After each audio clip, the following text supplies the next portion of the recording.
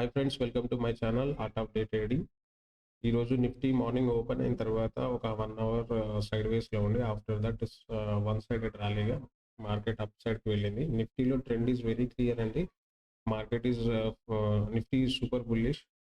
నిఫ్టీలో complete bullishness continue అవుతుంది.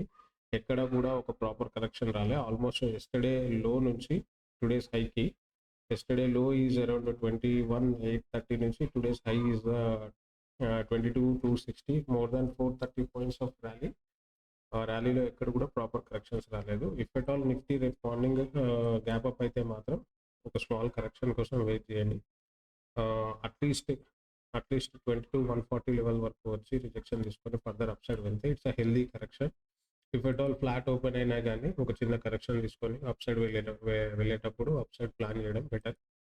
In case gap up అయిందంటే మాత్రం wait for correction until today ఈరోజు హై వరకు కానీ ఈరోజు క్లోజింగ్ క్యాండిల్ వరకు కానీ వెయిట్ చేయడం బెటర్. ఓవరాల్గా నిఫ్టీలో టుడేస్ హై బ్రేక్ అయ్యి అప్ సైడ్ వెళ్తే మాత్రం 22,330 is next resistance and then 22,350 is second resistance. If at all Nifty flat open అయితే మాత్రం 22,140 level is a major support అండి. ఈ లెవెల్ క్రాస్ అయితే, ఈ లెవెల్ దాటి కిందికి వస్తే మాత్రం we have to wait for proper retracement.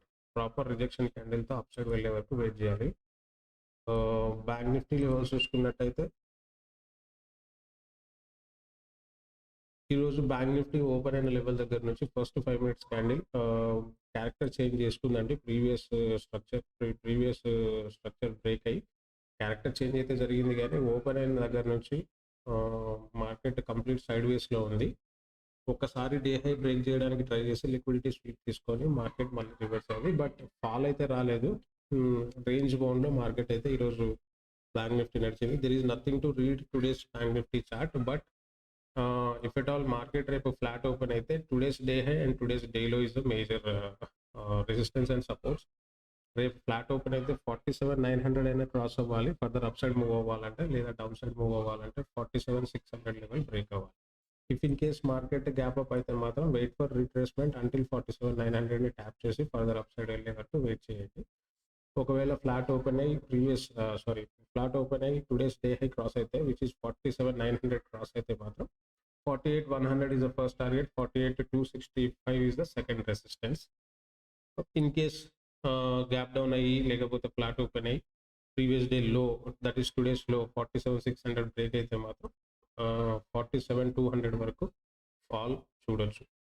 So these are the Nifty and bank Nifty levels అండి. Thank you for watching.